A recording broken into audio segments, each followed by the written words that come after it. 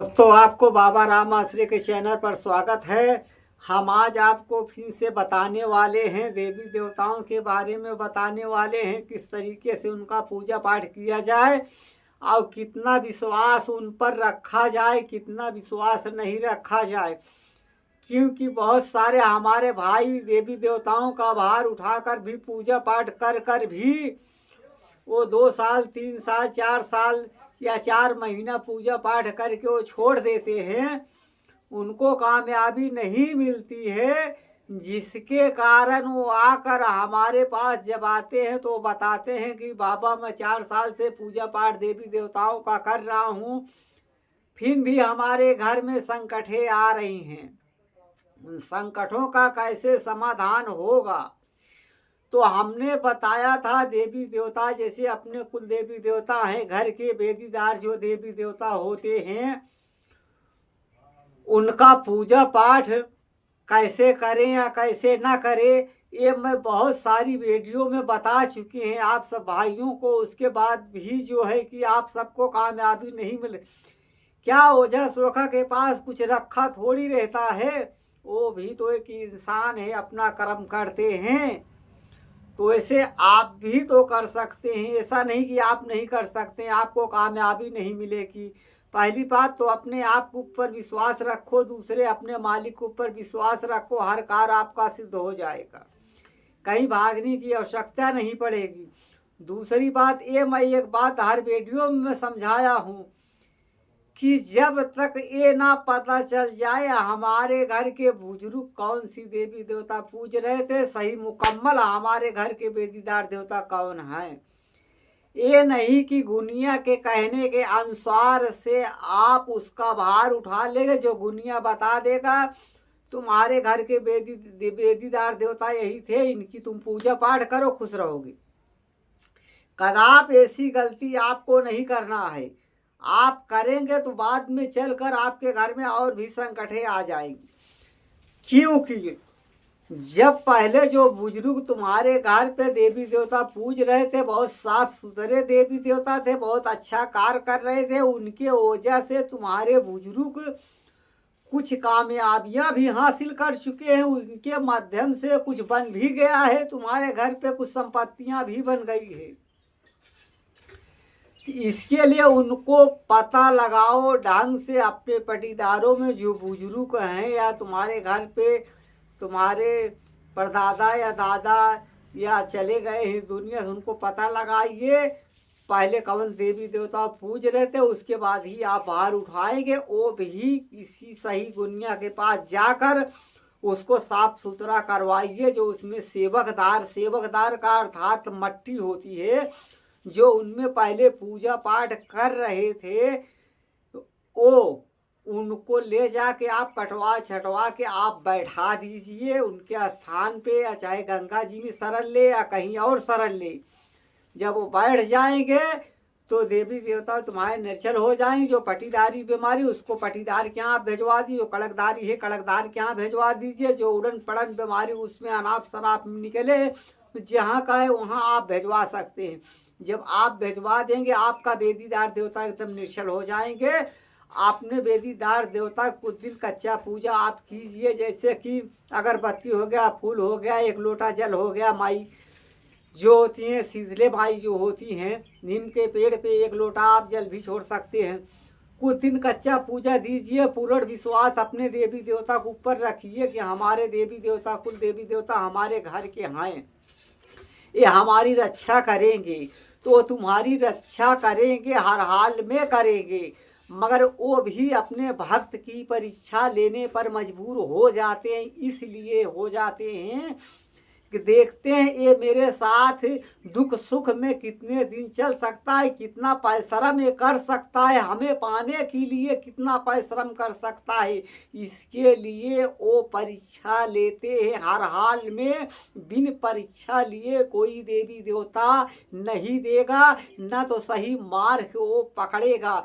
जब आप उसके परीक्षे में, अपने देवी देवताओं के परीक्षे में पूर्ण एकदम साफ उतर आएंगे, कामयाबी आपको तब मिलना शुरू हो जाएगी। इसके पहले आपके घर में अनेकों संकटों का सामना आपको करना पड़ेगा। उसको करना, ये नहीं कि छोड़ देना बहादुरी नहीं है।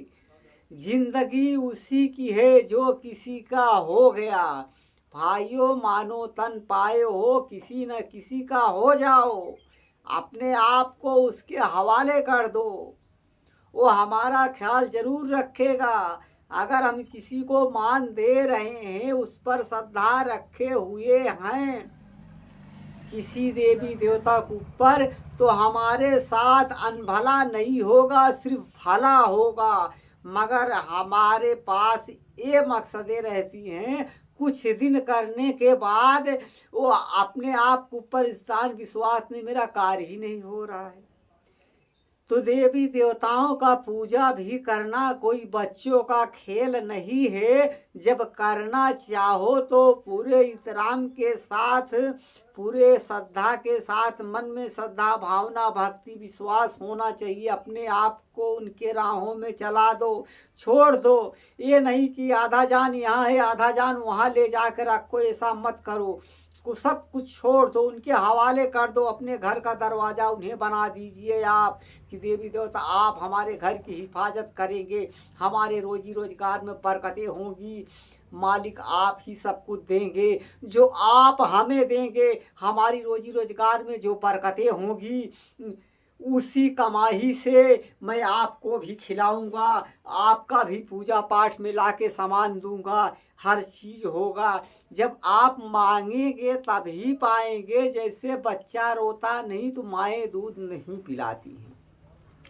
कहती हैं बच्चे का पेट भरा है, बच्चा खेल रहा है, जब भूखा होगा तो रोएगा, जब रोएगा तभी माँ समझेगी बच्चा मेरा भूखा है तभी रो रहा है। इसके लिए दोस्तों ज़रूरी है हमें कि इस मार्ग पे चलकर पूर्ण विश्वास करके मन में श्रद्धा भावना भक्ति, ये नहीं अपने वेदीदार देवता के ऊपर किसी अनाप शनाप ओझा सोखा के कहने की वजह से अपने देवी देवताओं के ऊपर संदेह करके बैठे।